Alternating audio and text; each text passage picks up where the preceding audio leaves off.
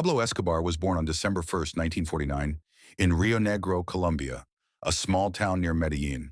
He was the third of 7 children born to Abel de Jesus Dari Escobar, a farmer, and Hermilda Gaviria, a schoolteacher. The family was poor, struggling to survive in a country torn apart by political violence and economic inequality. Colombia in the 1950s was a nation in chaos. The period known as La Violencia, the violence, claimed over 200,000 lives as conservative and liberal factions waged brutal civil war. Murder, displacement, and terror became everyday realities. For young Pablo, growing up in this environment meant one thing: the law was meaningless. Power came from the barrel of a gun and the weight of your wallet. As a child, Pablo was intelligent and ambitious. His mother would later say he told her he wanted to be big, that he would be a millionaire by the time he was 22. But the path to wealth in Colombia wasn't paved with legitimate opportunities. Pablo dropped out of school and began his criminal career early. His first ventures were small-time, stealing tombstones, sandblasting off the names, and reselling them. He sold contraband cigarettes and fake lottery tickets. By his late teens, he had graduated to car theft. But these were just training wheels. Pablo Escobar had bigger dreams. In the 1970s, a new opportunity emerged that would change Pablo's life forever: cocaine. The drug had become increasingly popular in the United States, and Colombian criminals saw a goldmine. Marijuana smuggling had been profitable, but cocaine was different. It was compact, highly addictive, and commanded prices that made millionaires overnight. Pablo didn't invent cocaine trafficking, but he perfected it. He started as a smuggler, buying coca paste from Peru and Bolivia, refining it in hidden laboratories, and transporting it to the United States. What set Pablo apart wasn't just his ruthlessness, it was his vision. He understood that cocaine wasn't just a product, it was an industry, and he would build an empire. By the mid-1970s, Pablo Escobar had assembled a team. Along with his cousin Gustavo Gaviria, childhood friend Carlos Leder, and the Ochoa brothers, Jorge, Juan David, and Fabio, Pablo formed what would become known as the Medellín Cartel. This wasn't just a criminal organization, it was a multinational corporation dealing in death. The cartel's innovation was industrial-scale production. While other traffickers operated in small batches, Pablo built massive cocaine processing labs deep in the Colombian jungle.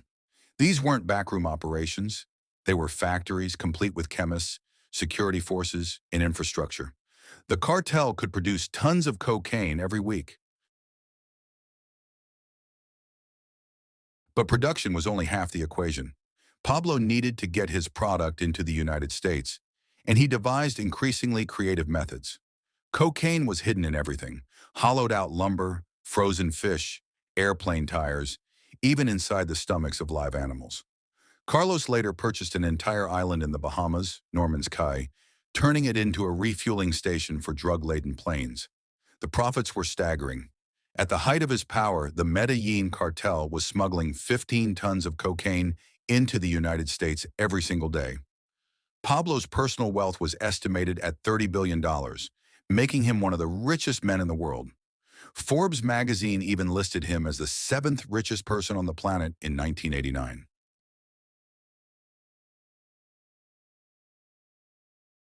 The money came in so fast that Pablo couldn't spend it or launder it quickly enough.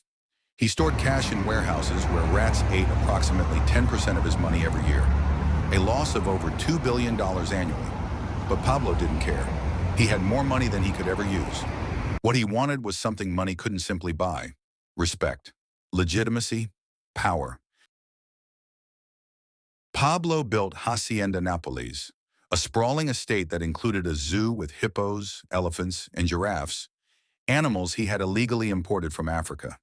He constructed housing projects for the poor in Medellín, earning him the nickname Robin Hood. He built soccer fields, funded youth programs, and positioned himself as a man of the people.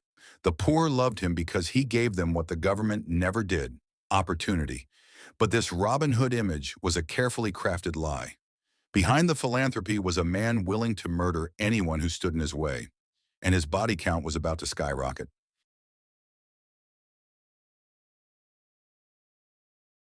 In 1982, Pablo Escobar made a bold move. He entered politics. He was elected as an alternate member of Colombia's Chamber of Representatives.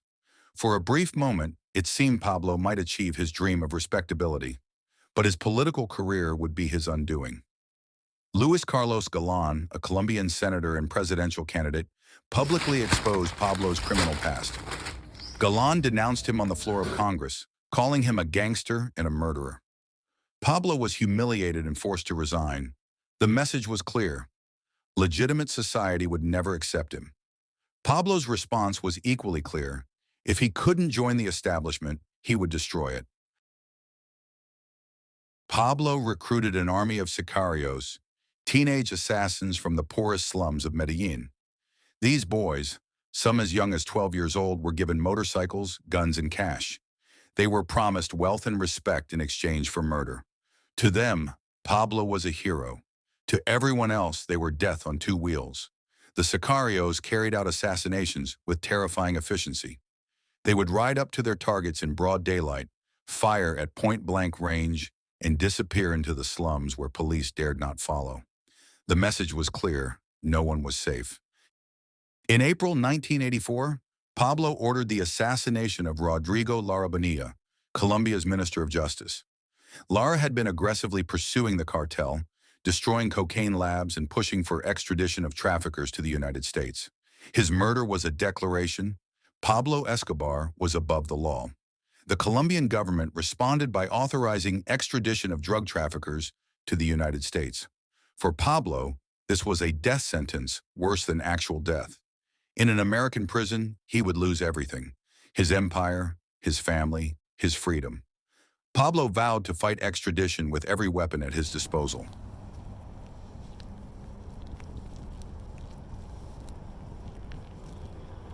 And his primary weapon was terror. In November 1985, the leftist guerrilla group M19, funded by Pablo, stormed Colombia's Palace of Justice, taking the Supreme Court hostage. The Colombian military responded with overwhelming force, and the resulting battle left over 100 people dead, including 11 Supreme Court justices. Many believe Pablo orchestrated the attack to destroy extradition files. The entire judicial system was paralyzed by fear. Between 1984 and 1993, Pablo's war on Colombia claimed thousands of lives. He bombed shopping centers, government buildings, and police stations. He placed a bounty on police officers, $300 for every cop killed. In Medellín alone, over 600 officers were murdered. In 1989, Pablo ordered the bombing of Avianca Flight 203, killing all 107 people on board. The target was presidential candidate Cesar Gaviria, but Gaviria wasn't on the plane. 107 innocent people died for nothing. It didn't matter to Pablo. Terror was the point.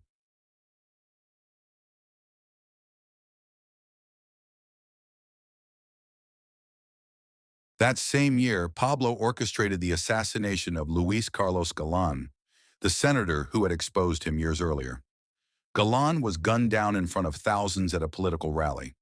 His murder shocked Colombia and the world. Galan had been the leading presidential candidate, a reformer who promised to bring the cartels to justice. His death was a message. No one, no matter how powerful or popular, was beyond Pablo's reach. The Colombian government, backed by the United States, launched an all-out offensive against the Medellín Cartel. The search block, an elite police unit, was formed specifically to hunt Pablo. The DEA poured resources into Colombia. The military raided properties, froze assets, and arrested cartel members. Pablo's empire was under siege, but Pablo had one more card to play. He would negotiate his own surrender. By 1991, Pablo Escobar was exhausted. The violence had taken its toll. His family was in hiding, his properties destroyed, his friends dead or in prison. The pressure from Colombian and American forces was relentless. So Pablo made a deal. In exchange for surrendering, Pablo negotiated extraordinary terms. He would serve a maximum 5-year sentence in a prison of his own design, with no possibility of extradition. The Colombian government, desperate to end the violence, agreed. On June 19, 1991, Pablo Escobar walked into La Catedral, his custom-built prison on a hillside overlooking Medellín. But calling La Catedral a prison was a joke. La Catedral had a soccer field, a bar, a jacuzzi, and a waterfall. Pablo's cell was a suite with expensive furniture and entertainment systems. He had a telephone with direct lines anywhere in the world. Guards were on his payroll. Friends and family visited freely. Prostitutes came and went. From inside La Catedral, Pablo continued running his empire, ordering hits and managing drug shipments. It wasn't imprisonment. It was a vacation. The charade enraged Colombians and Americans alike. It became clear that Pablo hadn't surrendered. He had simply relocated. When rumors surfaced that Pablo had tortured and killed two of his own associates inside La Catedral, the government decided to transfer him to a real prison. Pablo had other plans. After his escape from La Catedral, Pablo Escobar became the most wanted man on earth. The Colombian government, the United States, and a new player, Los Pepes, all wanted him dead. Los Pepes, Perseguidos por Pablo Escobar, or People Persecuted by Pablo Escobar, was a vigilante group formed by Pablo's enemies, including the Cali Cartel, former associates, and families of his victims. Los Pepes waged their own war against Pablo, targeting his properties, his family, and his associates. They bombed his buildings, murdered his lawyers, and hunted anyone connected to him. Many believe Los Pepes was secretly supported by Colombian and American authorities. The line between law enforcement and vigilante justice had blurred. One by one, Pablo's network collapsed. His cousin and right-hand man, Gustavo Gaviria, was killed in a shootout in 1990. The Ochoa brothers negotiated their own surrenders. Carlos later was captured and extradited to the United States. Pablo's sicarios were hunted down. His safe houses were raided. His money was seized. Pablo was alone on the run, moving from safe house to safe house. The man who once owned a private zoo and threw lavish parties was now sleeping in slums, unable to see his family. His wife and children fled to Germany, but even there they weren't safe. They were denied asylum and became international fugitives themselves. Pablo grew paranoid. He communicated through couriers and encrypted phone calls, but the search block was closing in. American technology, direction-finding equipment and surveillance tracked his radio transmissions. Every time Pablo spoke on the phone, the net tightened. The search block was led by Colonel Hugo Martinez, a dedicated officer who had lost friends to Pablo's violence. Martinez was patient, methodical, and relentless. He knew that Pablo's weakness was his love for his family. Every time Pablo contacted them, he gave away his position. By December 1993, Pablo was desperate. He had been on the run for 16 months. His network was destroyed. His money was gone. His allies were dead. He was a ghost in his own city, hunted by thousands. December 2nd, 1993. Pablo Escobar was hiding in a middle-class neighborhood of Medellín called Los Olivos. He was with his bodyguard, Álvaro de Jesús Agudelo, known as El Limón. The house was modest, unremarkable, exactly the kind of place authorities might overlook. But they didn't. That afternoon, Pablo made a fatal mistake. He called his son, Juan Pablo, to wish him well. The call lasted just minutes, but it was enough. The search block's direction-finding equipment pinpointed the signal. Colonel Martinez mobilized his forces immediately. Within minutes, dozens of Colombian National Police officers surrounded the house. Pablo and El Limón realized they were trapped. What happened next has been debated for decades. According to official reports, Pablo and El Limón attempted to escape through the rooftop. As they ran across the terracotta tiles, search block officers opened fire. Both men were hit multiple times.